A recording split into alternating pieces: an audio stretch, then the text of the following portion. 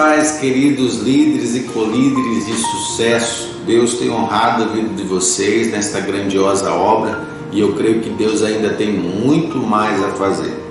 Hoje estaremos aí em mais uma mensagem para as células. Lembrando que as mensagens estão sendo tiradas deste livreto, da qual você pode adquirir gratuitamente aí com o seu líder de rede.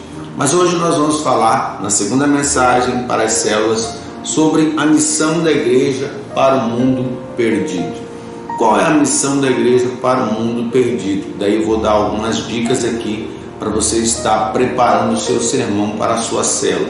E esse material também eu vou estar colocando no grupo, no GL, no grupo dos líderes. Você vai começar essa mensagem falando da preocupação, que toda a terra está com a chamada mal do século ou a depressão. Por quê? Porque na maioria das vezes a gente observa pessoas no shopping se alegrando, sorrindo, com sacolas cheias e parece que está tudo bem, mas na verdade o maior índice de suicídio está na nossa atualidade. Ou seja, aparentemente está tudo bem, mas o ser humano interiormente está com algum problema, e esse problema a igreja precisa identificar, e a missão da igreja para resolver esse problema é levar essas pessoas à salvação através do nosso Senhor e Salvador Jesus Cristo. Aí a necessidade da igreja chegar ao perdido, a necessidade da igreja chegar no vizinho do lado e falar que Jesus o ama, que Jesus o quer, que Jesus morreu na cruz do Calvário para salvá-lo, libertá-lo e curá-lo. Por isso o Senhor Jesus disse no livro de João, capítulo 4, versículo 35: não dizes vós que ainda há 4 meses até que venha a ceifa? Eis que eu vos digo, levantai os vossos olhos e vede as terras que já estão brancas para a ceifa. Ou seja, aparentemente as pessoas não precisam de Jesus. Aparentemente elas estão felizes nas redes sociais, postando a alegria, mas na verdade ela tem algum problema interno e ela precisa de ajuda para não chegar a esse mal do século, da qual eu citei, que é a depressão. Então, como missão da igreja é levar a palavra do Senhor a esses corações. A palavra do Senhor diz: levantai os vossos olhos, ou seja, a igreja como o corpo de Cristo precisa estar atenta para estas coisas e não somente estar numa zona de conforto, vivendo uma vida congregacional dentro da igreja. Então eu louvo a Deus pela visão celular, que a visão celular é uma visão evangelística que não somente cultua a Deus num templo fechado, mas leva esse evangelho de casa em casa através dos nossos queridos e amados líderes de excelência. Mas quais são os grandes desafios da igreja nessa tarefa? O primeiro grande desafio é o crescimento populacional. Tem vivido mais pessoas na atualidade do que aquelas que já nasceram desde Adão e Eva. Então esse crescimento, nós entendemos que multidões ainda não conseguiram ouvir falar de Jesus. E quando nós falamos assim, pensamos logo na Índia, na África, em lugares distantes. Não, às vezes um vizinho nosso nunca ouviu falar que Jesus pode preencher o vazio do coração dela, da alma dela, através das Sagradas Escrituras. Nós possamos chegar a essas pessoas e poder gerar nela a verdadeira salvação. O segundo desafio é o desafio das religiões. Lembrando que Deus, Ele não criou a religião.